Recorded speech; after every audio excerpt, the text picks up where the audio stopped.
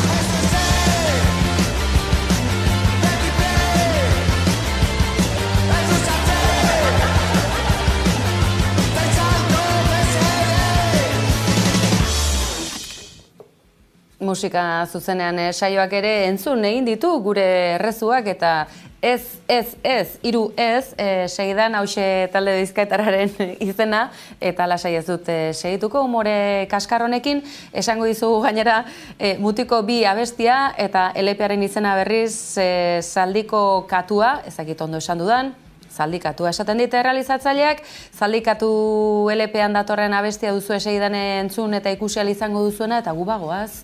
Baina ezaztu elkarrizketa hau gaur musika zuzenean saioan izango duzuela hemen bertan kate honetan bertan eta gu asteburuko lantalderekin itzuliko gara bihar bertan, badakizue kolpez kolpe asteburua, gonbidatu bereziak, analistak hemen platoan izugarrizko festa eta astelehenan berriz egunero bezalaxe hemen nahi zaituztegu kolpez kolpe antenatik. Gau pasa, eskerrik asko.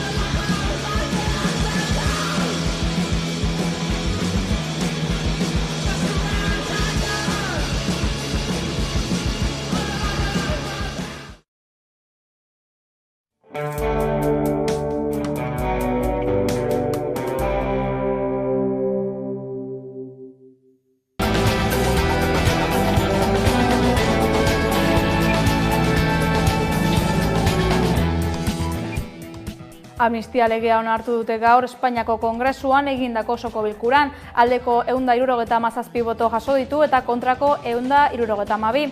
PSOE, Sumar, Podemos, RC, Esquerra Republicana, EH Bildu, EAJ, Junts eta Bloke Nazionalista Galiziarra alderdiek eman dute baiezko botoa eta PPek, Voxek, Koalizio Kanariarrak eta UPNek ezezkoa.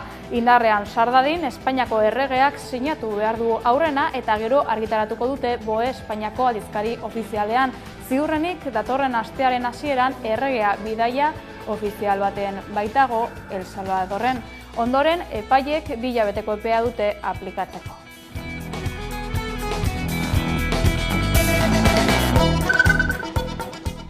Ostegun goiz honetan Bilbon egindako agerraldi baten bitartez, Zernairen aurkako eraso politiko larri baten berri eman du Gazte Antolakundeak. Aitor eta Galderren aldeko bi protestetan identifikatu zituzten 113 gazteri osotara 280.500 euroko isuna ezarri die Lakuako gobernuak mozal-legea baliatuta. Dinamika bat jarri dute abian egoera honi aurre egiteko. Horregatik baliatu dute gure aurka mozal-legea. Hau baita 2015 ona herri mugimenduak itotzeko darabilten mekanismo errepresibo nagusia. Era sistematikoan edozein protesta sozial eta demokratikoren aurka baliatzen duten tresna. Iberdrolari zibereraso bat egin zioten maiatz hasieran, hilaren 5 eta 7 artean, eta 850.000 bezeroren datuak agerian geratu ziren. Bezeroen datu pertsonaletako batzuk bistan utzi zituzten erasotzaileek Espainiako zenbait hedabidek jakinarazi zutenez. Horien arabera, Iberdrolako 600.000 bezeroren eta Kure Energiako beste 250.000 izenditurak eta zenbakiak geratu ziren agerian, baina energia konpainiako iturrek esan dute erasoari berehala erantzun ziotela eta bezeroen banku datuak ez direla argitaratu.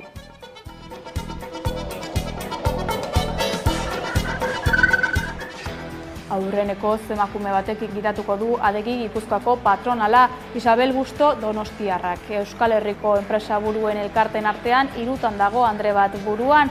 Iaz Tamara Jaguek hartu zuen Confebask Arabako Bizkaiko eta Gipuzkoako erakundearen gidaritza eta 2021etik da Carolina Pérez de Toledo Cebek Bizkaikoaren lehendakaria.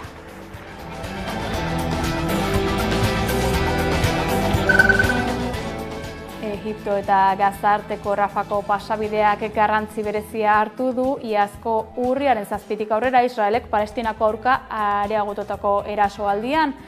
Zerrendaren bueltan kontrolpean ez zuen muga zati bakarra zen, maiatzaren 7an Israelek hori ere itxi eta Gaza bakartzea erabaki zuen arte.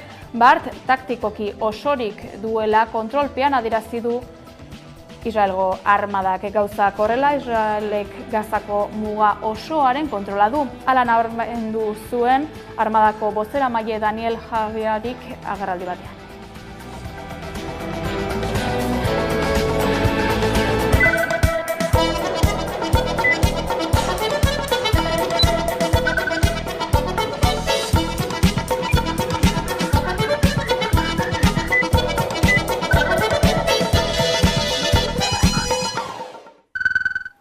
Gabon deizuela eta ongi etorri aldeko 177 eta kontrako 172 bozekin eta hilabeteko bidea egin ostean amnistia legea onartu du ostegun honetan Espainiako Kongresuak.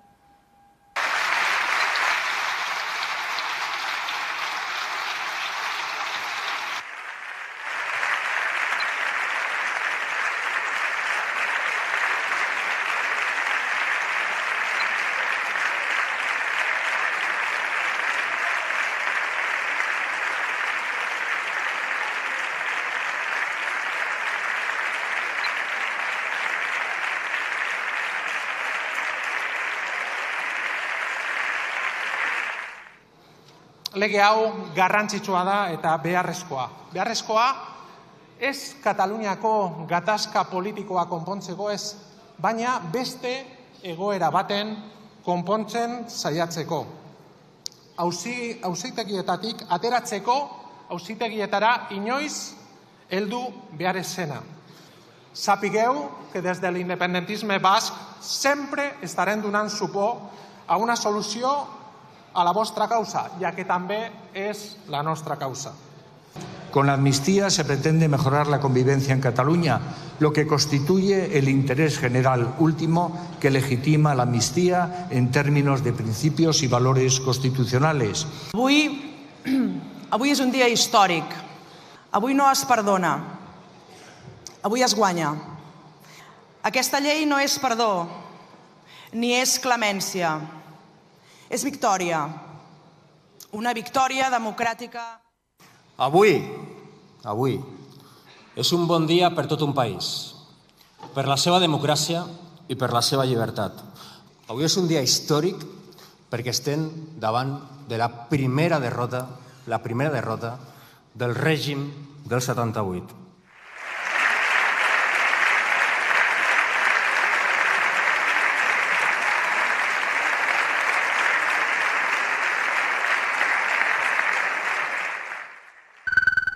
Eztabaida gogorra izan dute Voxeko eta Sumarreko ordezkariek amnistia legearen eztabaidan. Señores socialistas, pasarán a la historia por haberse aliado con lo peorcito del globo, en el interior y en el exterior, con todos los grupos.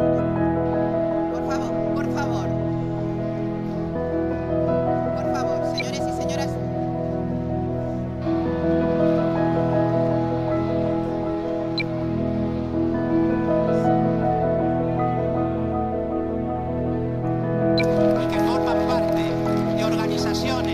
Históricamente islamófobas.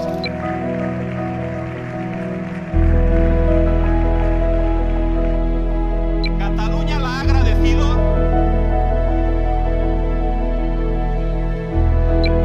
Por primera vez, por favor. 40 señoras y señores. Señorías, Europa la ha bendecido. Ernai ekonomikoki itotzen eta politikoki deuseztatzen saiatzen ari direla salatu dute. Eusko Jaurlaritzaren segurtasun saiakia 300.000 euro eskatzen dizkio isunetan.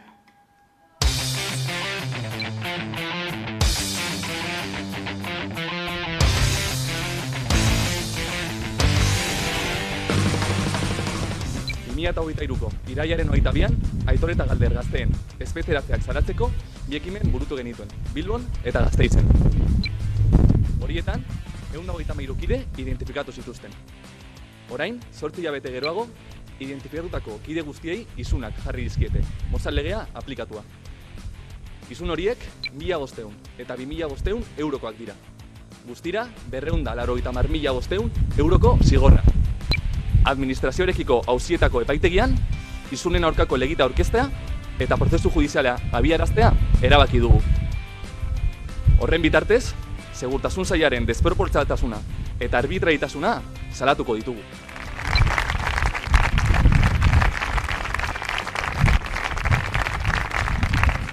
Horregatik baliatu dute gure aurka mozalegea.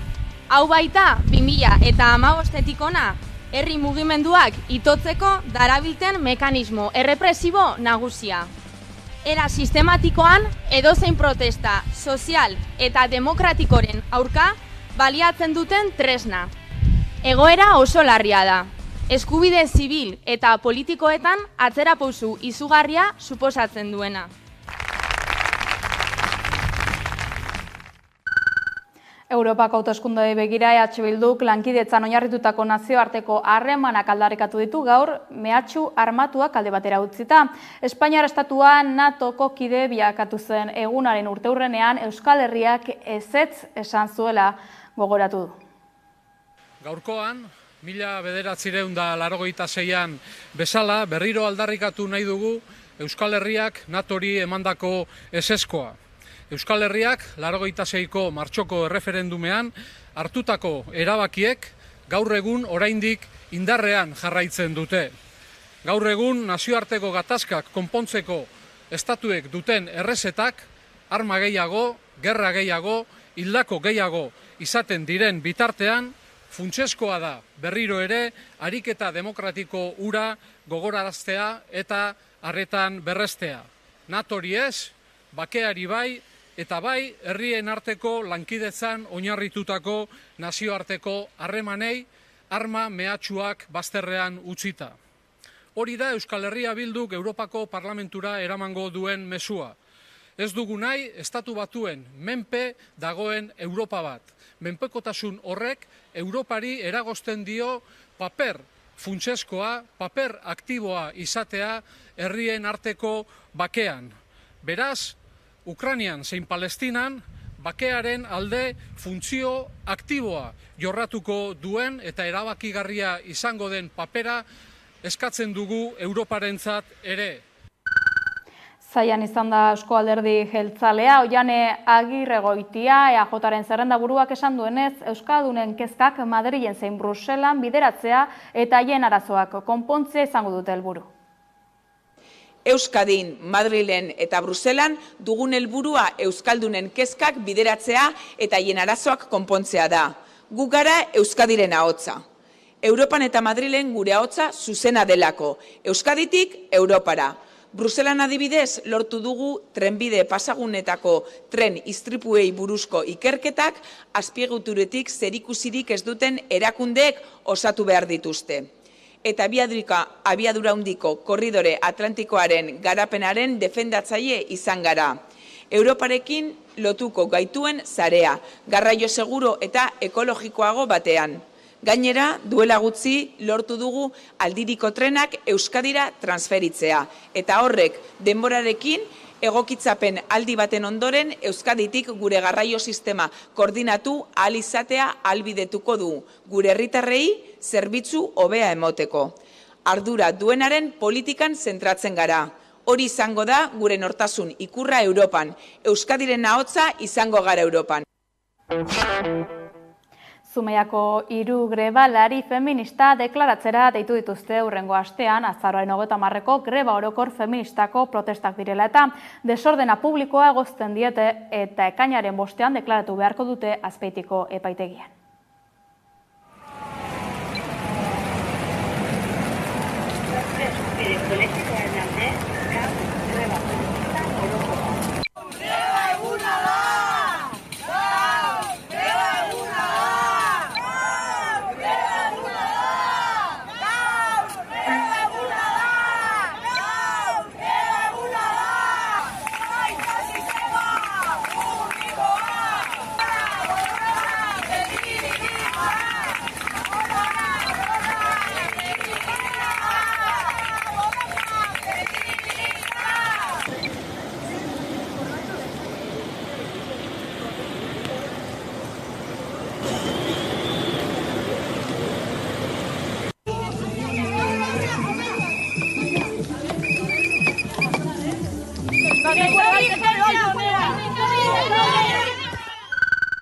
Bukatu da Egoitz Urrutikoetxearen auzitegietako ibilbidea, zigorrik gabe eta libre itzuliko da etxera. Errudun joarren haren kontrako kondenarik ez ematea erabaki du Parisko dei auzitegiak.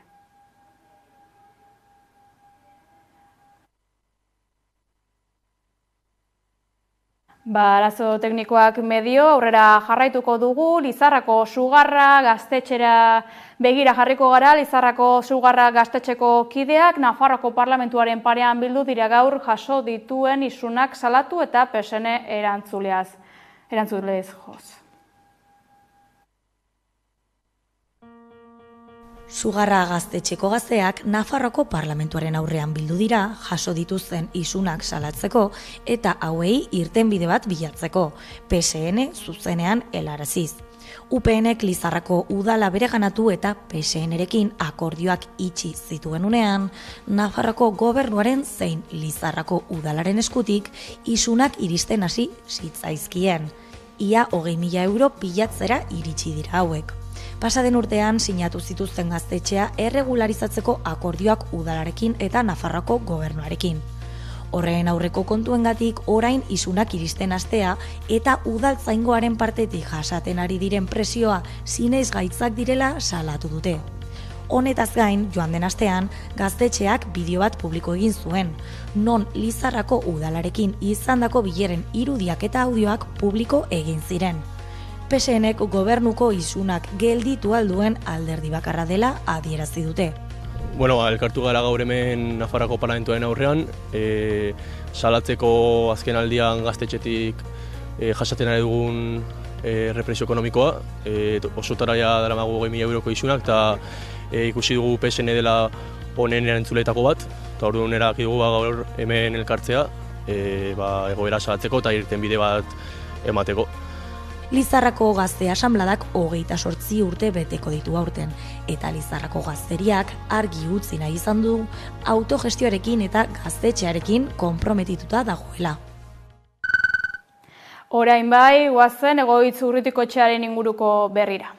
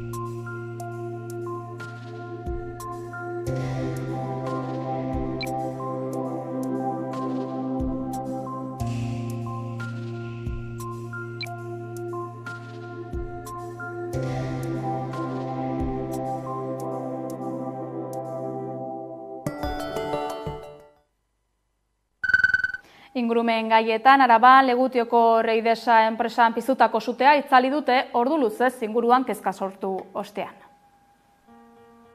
Legutio eta inguruko herrietako biztanleak etxean konfinatzeko gomendioa eman du Euskal Larrialdietako zerbitzuak Goiaingo poligonoan dagoen Reidesa birziklatze enpresan sortutako sutearen ondorioz. Izan ere, 3. mailako hodei toxikoa sortu du istripuak. Ipar haizea dela eta Gasteizko norabidean mugitu da hodeia. Enpresaren kokalekutik oso gertu dagoen Urrunaga atzean utziz. Ertzaintza en este momento nos ha recomendado cerrar ventanas, que la gente no salga a la calle, mascarillas si tienen que salir, y en este momento tenemos suerte de que está soplando viento norte. Entonces está llegando la columna de humo, está llegando a Vitoria. Hemos mandado un aviso a todos los vecinos que en caso de que cambie el viento no salgan de casa y sin más. Fabrikaren kanpoaldean zegoen txatar muino batean sortu da sutea goizeko 11:30 aldera. Gasteizko zein Arabako suhiltzaileak bertaratu dira enpresan. Sutea kontrolpean badago ere, su hartu duten elementuen osaeragatik itzaltzeko lanak arratsaldean zehar luzatuko direla iragarri dute hauek. Otua taldeko enpresa da Reidesa, inguruan zeresana eman duena azkeneko urteetan. Bertan burutzen diren birziklatze lanak direla eta kontaminazioa, zaratandia eta usaintxarrak sortzen direla salatu dute behin eta berriro Goiain eta Urrunagoko biztanleek. Zeberri gehiago dugu Araba, Mikel Klaber. Araban parke fotovoltaikoekin sortutako energia Zierbenaraino eramateko solariak eraiki nahi duen Goitentxoko linearen kontrako alegazioak aurkeztera animatu du Aiaraldeko mendiak bizirik plataformak. Heriotzaren korredorea bezala izendatu du proiektuak. 1 kilometroko luzera izango zuena eta Aiaraldea zeharkatuko zuena. Horren kontrako alegazio dokumentua prestatu du eta herritarren artean zabaldu nahi du orain. Solaria enpresak Herri Berabeitia eta Zierbena artean eraiki nahi duen Goitentxoko linearen kontrako alegazioak aurkezteko deia zabaldu du Aiaraldeko mendiak bizirik plataformak. Heriotzaren korridorea dela baieztatu du taldeak. 100 kilometro baino gehiagoko linea izango zen hau, Aiaraldea hegoaldetik iparraldera zeharkatuko zuena. Plataformak salatu duenez, energia berriztagarrien lurralde plan sektorialean aintzat hartzen ez den azpiegitura elektrikoa da. Indarrean dauden lurralde arauak ere urratzen dituela baieztatu dute, besteak beste hirigintza, nekazaritza edota basogintza ordenamenduak. Araban solariak eraiki nahi dituen Zierbena Solar 2, 3 eta 4 parke fotovoltaikoetan sortutako energia bideratzea izango zen linearen zeregina. Azpiegitura hauen kontrako iritziak entzun ditugu Arabako batzar nagusietan ere. Proiektuek alferrikako eragina izan dezaketela baieztatu du Ramiro González Arabako ahaldun nagusiak. Euskal Herria Bilduk bere aldetik bai parkeak zein Goitentxoko linea geldiarazteko neurriak aldarrikatu ditu. Gauzak horrela, proiektuaren kontrako alegazioak aurkezteko deia egin die herritarrei Aiaraldeko mendiak bizirik plataformak.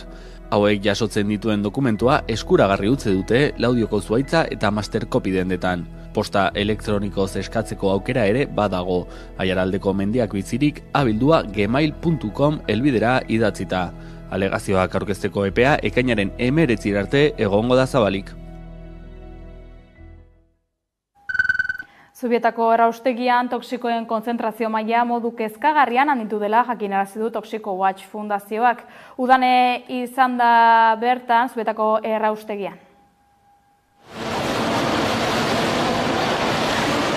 Zubietako erraustegi honetara egunero Gipuzkoako 300 tona hondakin heltzen dira 80 kamioietan, zenbait prozesuren ostean hainbat erabilera ematen dizkiote hondakin horiei eta Oian Sagastu ingeniariak azaldu digu nola tratatzen dituzten.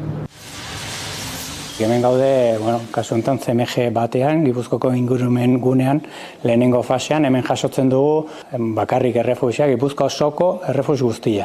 Hona etortzen da gauero, 70 bat kamioi iristen dira, hori inguruko mankomunietako bilketakoak, hiri hondakin edo etxetako errefusak esango dugu. Gainera, egunean zehar ere bai, gure transferentzi estazioetatik, gure kamioi propioak etortzen dira, urrunen dauden mankomunietatik ekartzen dugun errefusa. Eta, baita ere, garbigunetako erretxazoak, edo voluminozoen erretxazoak, edo bide garbiketakoak ere bai egunez etortzen dira. Gehiena, 80% hiri hondakina da, etxetakoa, eta hori hori pretratamendu batera pasatzen da. Retratamendu horretan zenbait etxetan ondo sailkatu ez dena eta oraindik birziklagarria dena berreskuratzen saiatzen dira, eta birziklatzera bidaltzen dute ostean. Plantara iristen den hondakinetik 95 errefuxa da, eta gainontzeko 5/6 bereiztea lortzen dute. Material horiek paketatu eta tratamendu instalazio egokietara bidaltzen dituzte. Plastikoak adibidez, ontziak bereizteko legazpiko plantara. Honela birziklapen tasa hobetza lortzen dute, Gipuzkoako tasa 60% izateraino. Oraindik ere saiatzen gea 5/6 hori reskatatzen eta birziklatzera bidaltzen. Eta ondoren, gainontzeko 85, 84, guretzat da gure erregaia edo konbustiblea esaten dioguna, hau da prestatzen dugu, errekuntza ahalik eta efektiboena izaten, erraustegian, eta hortarako biolehortze bat egiten zaio, prozesu natural bat, azken finean materia organikoaren fermentazioa eraginez eta airea insuflatuz modu egoki batean, azken finean konpostatze erraldoi bat izango balitz bezala, materia degradatzearekin batera, prozesu exodermikoa denez, beroa sortzen du, bero horrek evaporazio bat generatzen du, eta orduan botere kalorifikoa igotzen zaio, guretzat erregaia den errefuxio horri, ezta? Eta hori, valorizazio plantan erabiltzen da erregai bezala, erregai bakarra, errefuxia bera.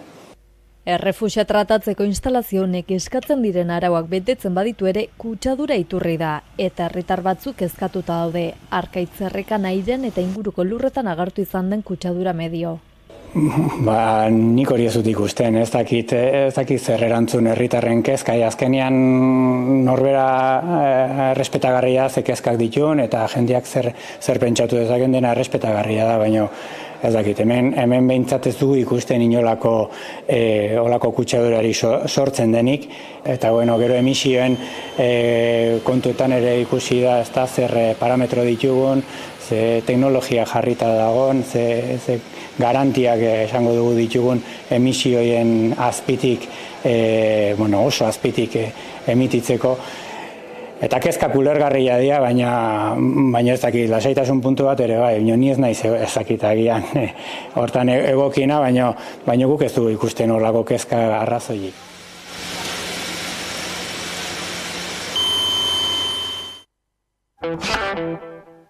Lan munduan apirilaren 9 hasitako greba mugagabea bere horretan mantentzea erabaki dute gaur Bilbobuseko langileek.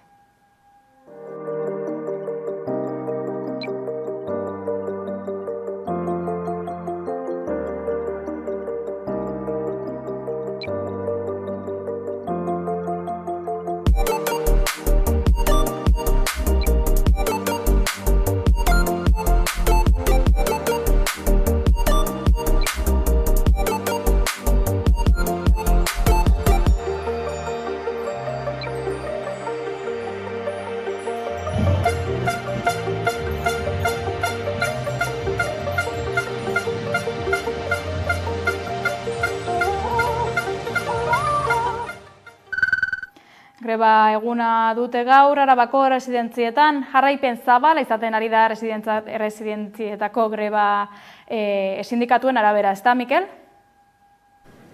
Lan baldintza duinak bermatuko dituen hitzarmen probintziala aldarrikatzeko greba egun berri bat burutu dute Arabako erresidentzia pribatuetako langileek. 2024an egiten duten bigarren greba eguna da. 34garrena 2019tik. Astelenean patronalarekin bilera deitu dute, blokeatuta dagoen negoziazioan aurrera egiteko asmoarekin. Arabako erresidentzia pribatu eta egoitza komunitarioetako lehen hitzarmen probintziala negoziatzeko maila blokeatuta darama urtebete baino gehiago. Egoera hau salatzeko greba egun berri bat burutu dute langileek. Negoziazioa desblokeatzeko deia zabaldu dute ELA eta LAB sindikatuek. Guk nahi duguna da desblokeatzea, hori argi dago, eta kaleetan gaude desblokeo hori ezin da langileen prekarizazioen gainean jarri, azkenean desblokeatzeko behar duguna da patronala gure aldarrikapenetara eta gure eskakizunetara hurbiltzea. Soldata igoerak, urteko lanaldiak eta ratioak murriztea eta lan osasuna bermatzeko neurriak ezartzea aldarrikatzen dute besteak beste. Eskakizun horiekin mobilizazio ziklo bat abiatu zuten 2019an. Ordutik 34 greba egun egin dituzte, baino patronalek jarrera berdina mantendu dutela salatu dute. Azken proposamena izan dela orain 2020an trasladatu zutena, ez da nahikoa, ez zen nahikoa bere garaian eta orain askoz gutxiago, ez? Osea, azkenean urtea pasa dira eta jarraitzen badugu planteatzen 1.200 euro soldata maksimo bezala. Arabako Aldundiaren esku hartzea ere eskatu dute, egoerari irtenbidea eman diezaion. Diputazioari eskatzen ari garaia aspalditik mesedez esku hartzea gatazka honetan, guk uste dugulako haiei dagokiola erantzunkizun hori eta ez guri, eta zaintza zerbitzuak privatizatzen ari direnean, hau da gertatzen dena. Astelehenerako patronalarekin bilera bat deitu dute 5 urtez luzatzen ari den gatazkari irtenbidea emateko esperantzarekin. Erresidentzietako langileek badute zer borrokatu. Nafarroan ere erresidentzietako langileek elkarretaratzea egin duten Nafar gobernuaren aurrean. ELA sindikatua Nafarroako gobernuaren parean bildu da Nafarroako erresidentzien hitzarmen propioaren alde. 2021ko maiatzean Nafarroako adinekoen egoitzen sektoreko lehen hitzarmenaren negoziazio maila osatu zen. Ordutik bilera ugari izan dira, 2023ko ekainean patronalek negoziazioa haustea erabaki zuten arte. Sindikatuak mobilizazioekin jarraitu du eta hainbat greba egun deitu ditu. Azkenean, Nafar gobernuarekin biltzea lortu du, ekainaren 7an zehazki. Bertan, Nafarroko gobernuak zein egin du proposamen bat eramango duela. Bilera horren aurretik, ELAk elkarretaratzea egin du inplikazio handiagoa eskatzeko egoitzetako lan baldintzak hobetuko dituen hitzarmena lortzeko. Gogoratu behar dugu, sektore hau finantzatua dagoela diru publikoarekin, nahiz eta enpresa pribatuak diren kudeaketa eramaten dutenak. Baina enpresa pribatuek garbi duten Nafarroako gobernuak ez baldin badu dirurik jartzen, haiek ez dutela euren dirurik jarriko. Orduan, hemen langileak topatzen dira patronal batekin enpresa pribatuen ordezkariak direnak, baina gero ikusten duguna berez patronala beste badela. Nafarroako gobernua da termino ekonomikoak eta baldintza ekonomiko guztiak baldintzatzen dituena eta ezartzen dituena. Zehazki, honako hauek dira aldarrikapenak. 1.582 orduko urteko lanaldia, 1.500 euroko soldata gerokultorentzat eta 1.400 euroko gutxieneko soldata sektorean. Izan ere, lan baldintza onik gabe ezin da kalitatezko zerbitzurik izan. Zibersegurtasunaren alorrean, Iberdrolaren 850.000 bezeroren datuak agerian geratu dira zibereraso baten ondorioz. Iberdrolak zibererasoa jasan du eta Espainiako 850.000 bezeroren datuak agerian geratu dira. Maiatzaren 5ean izan zen erasoa eta 2 egun beranduago maiatzaren 7ean atzeman zuten. Iberdrolak adierazi du horren berri berehala eman diola datuak babesteko agentziari, eta salaketa jarri duela estatuko segurtasun indarren aurrean. Aldi berean jakinarazpen bat bidali die kaltetutako bezeroei erasoaren berri emanez. Invertia El Español egunkariak aurreratu duenez gertakariak honako datuei eragin zien. Izena bizenak, nan zenbakia eta harremanetarako datuak. Hala ere, ez zen bankuko daturik lapurtu. Azken boladan enpresa eta erakunde publiko eta pribatu garrantzitsuei eragin dien hakeo boladaren aurrean multinazionalak azpimarratu du zibereraso horiei aurre egiteko etengabe lanean ari direla gardentasun osoz eta erakunde arautzaileekin eta ikuskatzaileekin elkarlanean. Horren arira, Iberdrolak adierazi du zibersegurtasuna lehentasuna dela konpainiarentzat. Giza baliabideak eta baliabide ekonomikoak etengabe eta gero eta gehiago bideratzen ari direlako. Gaineratu dute mundu osoan 400 profesional baino gehiago daudela lanean zibersegurtasunean. Eta inbertsio handia egin dutela prozesu eta sistema aurreratuetan, azpiegiturak, informazio sistemak eta bezeroen datuak babesteko. Palestinako gatazkari dagokionez Israelek esan du Gazaren aurkako erasoek gutxienez 2025 arte irango dutela.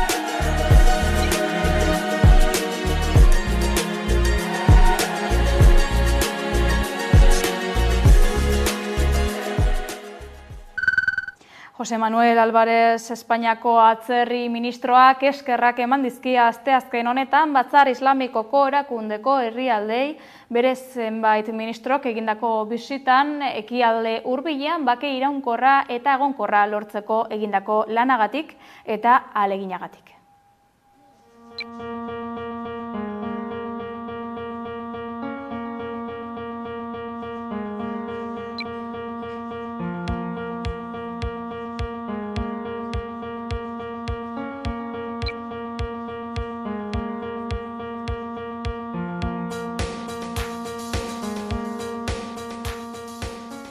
Estamos convencidos de que la solución de dos estados, un estado de Palestina y un estado de Israel que coexistan, es la única vía para la paz y para la prosperidad en la región. Llevamos demasiadas décadas siendo testigos de un sufrimiento y un dolor insoportables.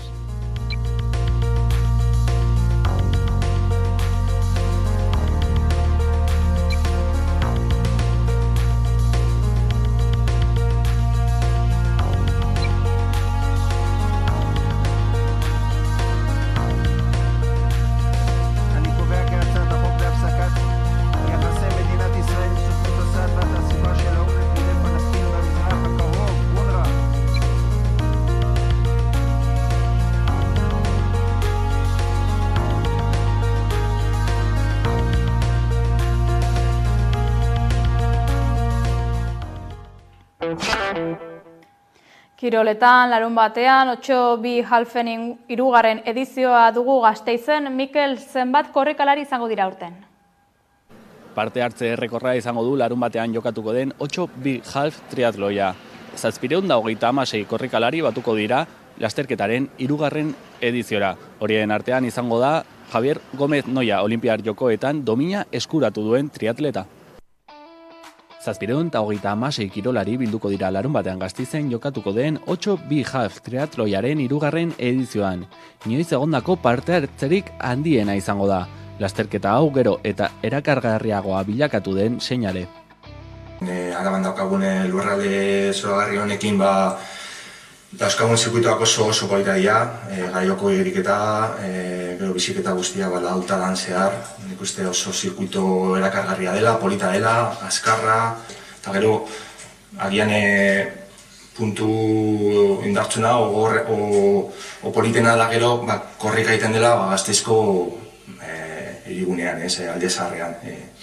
Gasteizko alde zaharreko jakale guztiak egiten dira korrikan, eta batez gero egoten den ambientea, publikoen animoak, egoten den giroa oso polita da ez. Parte hartzaileen artean izen ezagunak izango ditugu ere. Javier Gómez Noia adibidez, Olinpiar Jokoetan zilarrezko domina irabazi zuena 2012an. Uribarri Ganboako urtegitik abiatuko da lasterketa, 1900 metrotako igeriketa probarekin. Arabako lautadan zehar, 80 kilometro osatu beharko dituzte horren ondoren bizikletaz.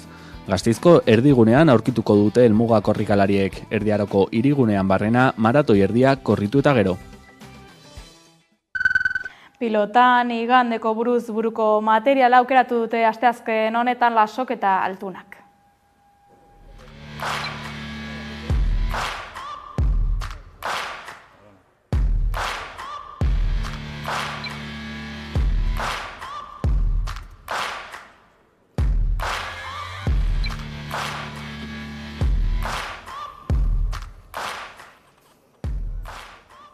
Egizan 8 pelotatatik gustoko gutxi neuzken, baina bi bakar aukeratu behar dira eta 3 gustatu zezkit, beste postak egizan zezkit gustatu, ez berdin edie, nik aukeratutako eta beak aukeratutako, ez dakit.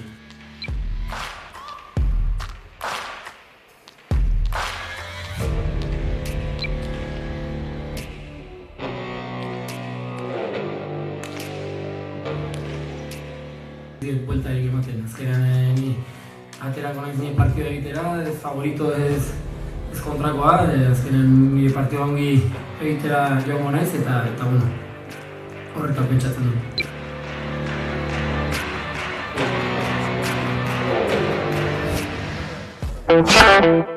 Mondragon Unibertsitateko Humanitate Digital Globaleko ikasleek eten ekitaldia antolatu dute kainaren 6-rako, drogomenpekotasunaz eta jokoaz hausnartuko dute bertan. Ekitaldia hitz egiteko gurean ditugu Naia Auzmendi eta Inigo Santa Marta ikasleak. Ongi etorri bikote.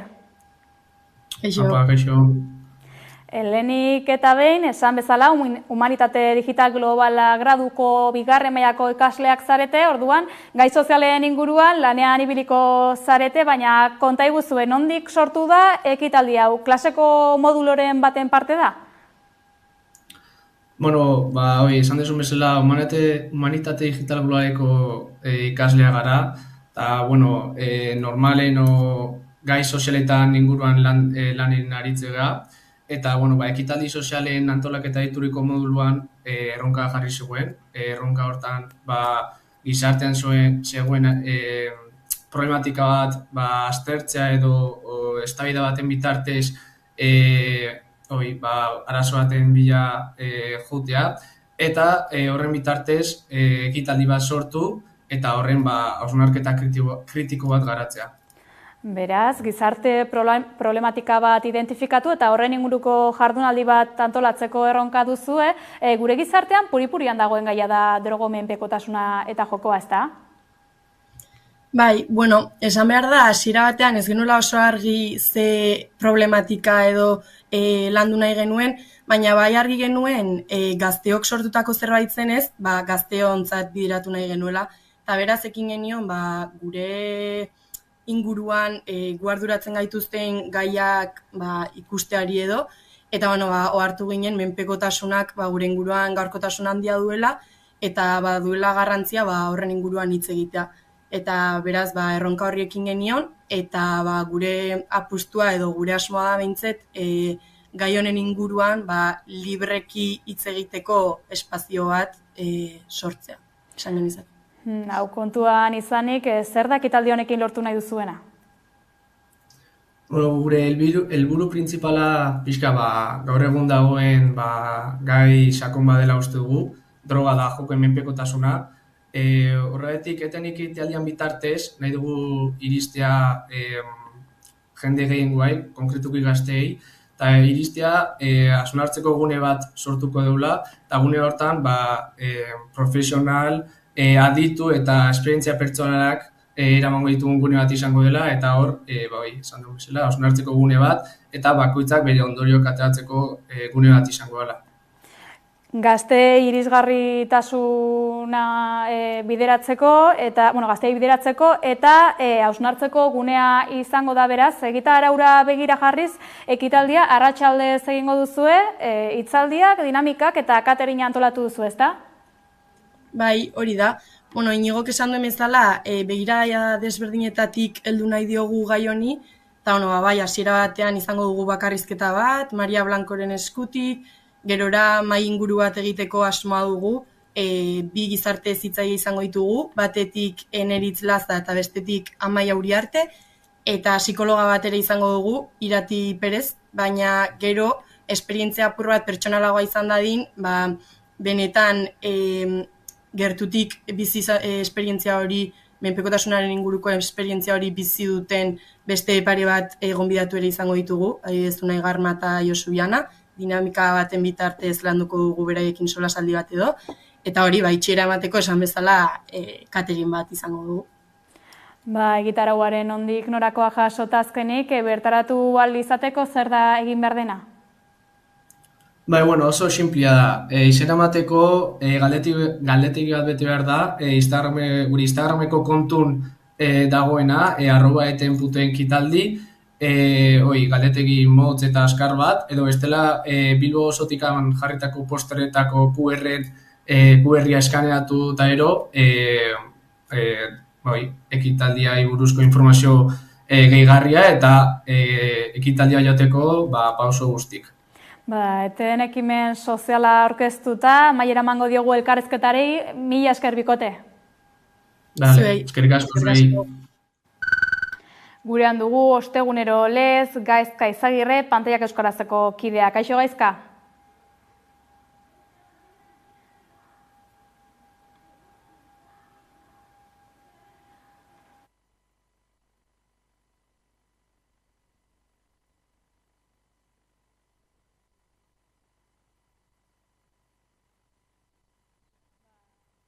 Arazo teknikoak direla medio, aurrera jarraituko dugu, zetak taldeari begira jarriko gara orain, izan ere Mitoaroa izeneko kontzertu antolatu du 2025ko urtarrilaren 4ko Iruñean, Nafarroa Arenan. Peio Reparaz, zetak taldeko kidearekin bildu da Hamaika Telebista. Bueno, zetak entzat eta niretzat inflexio puntu bat izango da urtarrilaren 4, 2025ko urtarrilaren 4. Argitaratu berri dugun Nafarroa Arenan egingo dugula gure 5. urteurrena. Mitoaroa izeneko show berezi eta bakar batekin, eta bueno, nahiko urduri eta erronka handi bat dugu parean.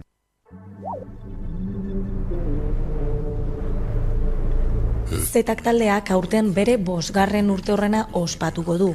Peio Reparazen eskutik sortutako euskarazko musika elektronikoko proiektua da. Bendetarekin bere aurreko proiektuarekin urte arrakastatsuak igaro ondoren, musikari nafarrak taldea utzi eta konbo berri bat sortzea erabaki zuen. Musika elektronikoko proiektu berri batekin erregistroz erabat aldatuz. Gaurkoan Peiorekin hitz egiteko aukera izan dugu. Haien sare sozialetan iragarri berri duten sorpresa ezagutu ahal izateko. Mitoaroa showa. Bueno, Mitoaroa da showaren izena eta mitologiak izango du. Horre presentzia garrantzitsua, aztikenetik gatoz, zetaken partikulartasunaren bilaketa prozesu, 5 urteko prozesu horretatik gatoz, eta hori ondo islatzeko egun horretan, eta Nafar eta Euskal iruditeria herrikoiaren topaketa moduko bat izan nahi duen horretan, gurekin momentuz konfirmatu ditzakegunak behintzat, dira Altsasoko Momoxorroak, Unenuko Momoxorroak, Arbizukoak ere, Lantzetik gurekin egongo dira, etorriko dira, Iturendik ere, Zubietatik ere, Tuteratik ere, bueno, hau guztiak oso agente garrantzitsuak direla ulertzeko geure imaginarioa, geure mitologia eta geure erlijio zarraren topaketa historiko moduko bat sortzea dugu amets, eta nik uste dut oso erronka ambiziosoa dela, hori dena Nafarroa Arenan egitea, eta orduan nik uste dut parte hartzaile guztiabekin gauza ederra sortzera goazela uste dut, hortan sinisten dut. Kontzertua egiteko Nafarroa Arena aukeratzea ez da ausazko erabakia izan. Peiok ondo kontatzen digun bezala, Ahaztilen oso disko nafarra da, eta merezi zuen horrelako leku bat. Ahaztilen oso disko nafarra den horretan, kontzeptualki zentzua zuela, Nafarroa nahi genuen, eta egia da geure zalegoaren babesa handia jaso dugu azken garaian, eta horrek eman digu pixka bultzada erabaki handi hori hartzera bidean, ez? Nafarroa Arena, eta nik uste dut naturala izan dela, guk geuk ere erronkak maite ditugu, geure lantaldeak ametsak ditu, oso jende gaztea dago lantaldean, indartxu, gogoz, ilusioz lan egiten dugu, eta testu inguru horretan olako zerbait jartzea geure agendan, geure kalendarioan, eta geure rekurso guztiak alako batez egun bakar batean enfokatuta aktibatzea, nik uste dut gauza ederra dela, eta ikaragarri motivatu gaituen zerbait dela ez. Peiok mitologiarekin duen konexio berezia azpimarratu nahi izan du. Oso pertsona eszeptikoa naiz, dena zalantzan jartzea gustatzen zait, radikalki razionala naiz, baina adibidez Aralarko Dama bezalako abesti bat idatzi nuenean, Oliburdia jartzen zitzaidan ez, emozionatu egiten nintzen ez, mitologiarekin jokatuz. Eta ordan badago hor zerbait pizten duena Nafarrongan, Euskaldunongan zerbait ez, pizten duela emozio bat edo beste, badago ez, eta ordan hori are gehiago esploratu nahi dut. Eta bai, hau da geure erlijio zarra, gerora noski, ez da bertako erlijio hegemonikoa izan, azken mendetan, eta modu batera edo bestera pixkat pelikulan sartzagatik eta kontzeptuari buelta bat ematearren guk ulertu nahi dugu badela hau berriz geure erlijio zarraren sinisdunon topaketa moduko bat. 10.000 sarrera baino gehiago daude salgai, naiz eta batzuk jada Ahaztilen turrean joateagatik sarrerak aurretik erosteko privilegioa izan duten. Taldearen ibilbideak gora berez beterikoa izan da. Showa egiteko momentu aproposa dela uste du Peiok, egiten duten guztia gogorarazteko. Bai, nik uste dut egin dugula ibilbide bat nahiko kuriosoa, nahiko naturala ere, baina gora berazko izan dituena, estilistikoki eta soinu identitatea ere diokokinez bilaketa prozesu handia gauzatu dugu, kontzeptualki ere, partikularraren bilaketa horretan, generikotasuna baztertzera bidean, eta nik uste dut ariketa guzti hau konsolidatzeko egun interesgarria eta data interesgarria dela hau, ez? 5 urte bete ditu proiektuak, eta proiektuak halako batez aurkitu du zerbait. Hori sentitzen dut nik Ahaztilenekin. Zetakek zerbait aurkitu du hasieratik ez, musika elektronikoa, agian estilo horretan eta sonoritate horrekin etzen Euskal Herrian jorratzen ez, baina beti ere prozesuak aurrera egin du eta sentsazioa norabaitera heldu garen sentsazioa oraintxe bizi izan dugu, ez? Ahaztilenekin. Orduan ahaztilen materializatu eta gero eta justo proiektua 5 urte betetzen dituenean, nik uste badela momentua segundo batez gelditzeko, atzera begiratzeko eta ospatzeko bizi izan dugun hori eta ospatzeko ere aurkitu dugun leku hori, ez? Zetak musika elektronikoa. Beraz, Zetakek bere unerik gorena ospatuko du urtarrilaren 4ean, publiko zabal batera irekita dagoen kontzertu berezi horretan. Agian Euskal Autonomia Erkidegotik eta Ipar Euskal Herriko segun zein lekuti datorrenarentzat, agian nafartarra ez den horri eskainiko dio zalantza pixka bat ere, ez? Zalantzaz ari gara, asko aldarrikatzen dugu hori azken diskoan, eta horiei ojala pixka bat burura etortzea de, ez al naiz Nafarra ni ere pixka bat, ez? Ez du inork oroitzen noiz begiztatu ziren azken aldiz. Ohitura berriak iritsi ziren, geure lurrak betirako aldatuz. Orain, gure unea iritsi da. Batu gaitezen.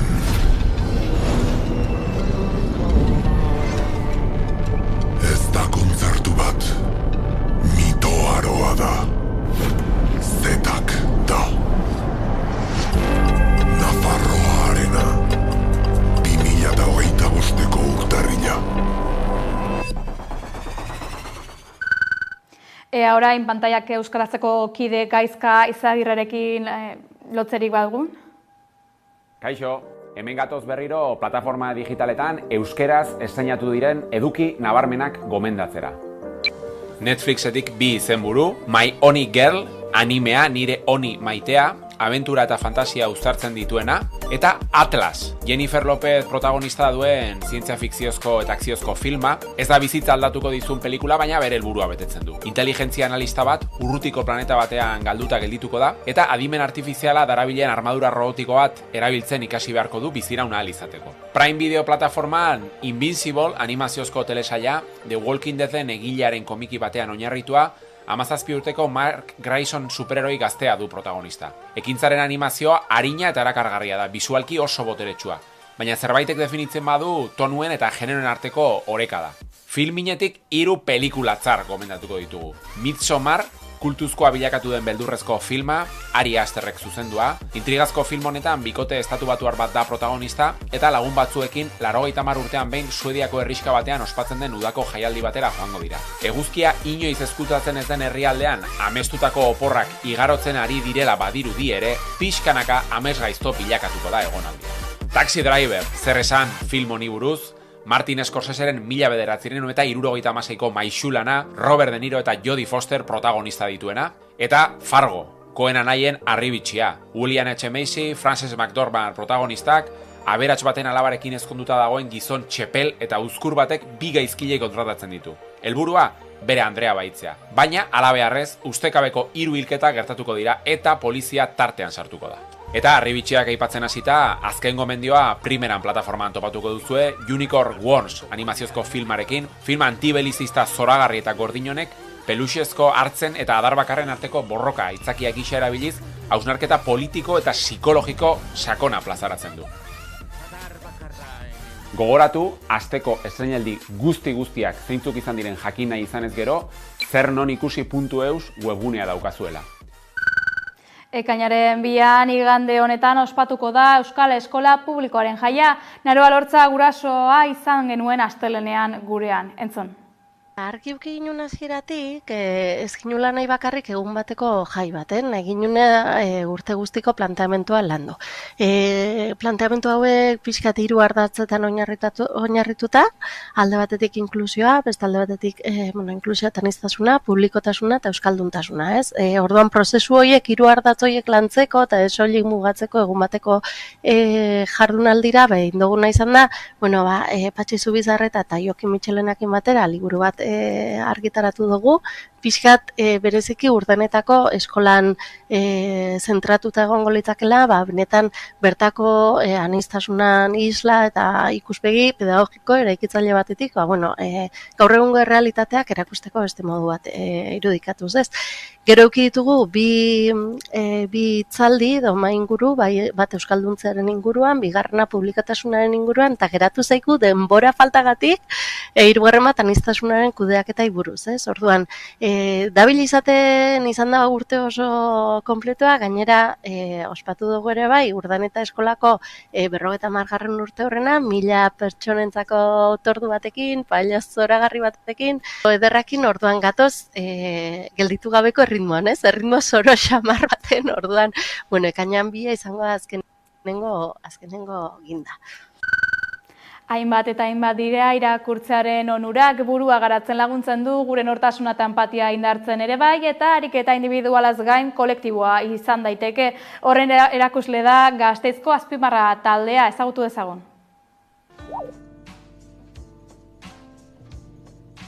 Eta 2023ko udan jaio zen Azpimarra irakurle taldea Gasteizko gaztetxean, irakurtzeko nahi adina denbora aurkitzen ez zuten gazte talde batek bultzatuta.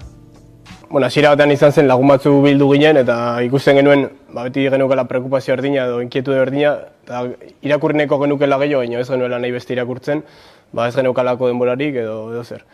Eta pixka eta hasiera batean aitzakia bezala geure burua derigortzeko irakurtzera sortu zen ideia hau eta baita ere genukalako interes berezi bat, literatura konkretu batean edo, bai literatura tradizio iraultzailekoa edo orokorrean konpromiso sozial batetik edo errealitatea ulertuta eraldatzeko nahi batekin idatzitako literatura irakurtzeko gogo batetik sortu zen.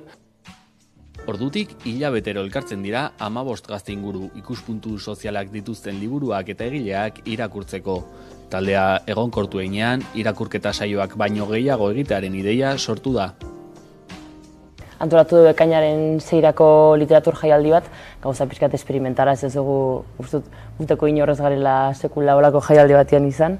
Bai joan garela talde bat edo egonkortzen eta pixkat ideia aspaldi sortu zen, eta azkenean motibatu gara horrelako zerbait egitera, publikoagoa edo jende gehiago biltzen duena, baita ere gure motivaziotik abiatuta. Poesia mailu bat da literatura jaialdia antolatu dute ekainaren 6. Gabriel Arestiren esaldia iparorra atzartu dute literaturaren funtzio sozialari buruz hitz egingo duen jaialdirako. Bai, nik uste horreza artea eta poesia ulertzeko erasko daude, ulertu daiteke artea, artea egin daiteke merkaturako, diru irabazteko, artea egin daiteke entretenimendurako eta beraz nolabait ebaziorako, eta arte egin daiteke baita ere borrokarako edo irautzarako. Eta gu pixkat mai gainean jarri nahi genuen artearen azken ulerkera hau, tortarako hartu dugu Arestiren olerki famoso horren esaldi hori. Eta ez dakit, eta pixkat igual baita ere aurre iritzi batzuk kentzeko eta hola, eta horri buruz jardungo gara mai inguruan, espero dut, baina ez, jende batek pentsatzen dula artea politiko izateagatik, baina nolabait ez dela hain arte ona edo galdu egiten duela artearen partetik, eta guk ez dugu ala uste eta aldarrekatu nahi dugu baita ere, ez dakit, artista hon asko egon direla konpromisoa zeukatenak, eta ez dakit, askatasun eta berdintasunaren alde egin izan dutenak historian zehar. Egun guztia ekimenez bete dute. Goizean itzulpengintza tailerra egingo dute. Ikuspuntu teoriko zein praktikoa izango duena. Arratsalderako ipuin kontalaria eta poesia mikroirekia antolatu dute. Baita literaturaren izen handiak protagonista izango dituen mai ingurua ere. Mai inguru bat, duen izango ditugun Uxoa Paulaza, Joseba Zerrenandia eta Martin Bidaur. Eta horrei hitzen dugu pixkat gure taldean gure hartan hitz egiten eta interesgarrak iruditu zaizkigun hainbat auziri buruz literaturaren inguruan eta bar. Poesia mikroireki bat, hor gonbidatzen dugu edozein parte hartzera, bai gai bezala aukiko duela, poesia mailu bat da, hori ez duelako aipatu, baina hori da pixka bat jaialdiaren lema eta horren inguruan edo horren bueltan egongo dira antolatu ditugun gauza diferente guztiak. Aipatza ere mikroirekian zuzeneko musika izango dugula, eta nahi dugu giro politu bat sortzea ere edozein animatu dadin errezitatzera. Fanzineak saltzeko postua, kartel erakusketa, musika zuzenean, askotariko jarduerak burutuko dituzte gaztetxean. Gure bai liburu bilketa bat, Zabaiako presoi bidaltzeko, zein motatako liburuak, etxean ditugunak edo, bakoitzak jakingo nondik ateratzen dituen liburua, baina ekarri eta hori bidaltzeko presoi. Gazteek ere literaturarekiko interesa dutela aldarrikatu nahi dute jaialdiarekin, honen funtzio soziala erdigunean ipiniz gainera. Ez dugu hitzontzik-eriarik nahi edo hemen artearen alabantzari nahi bere horretan. Artea nahi dugu gauza konkretu aterako dela esan dugu bezala. Erraminta bezala, mailu bezala. Hori da.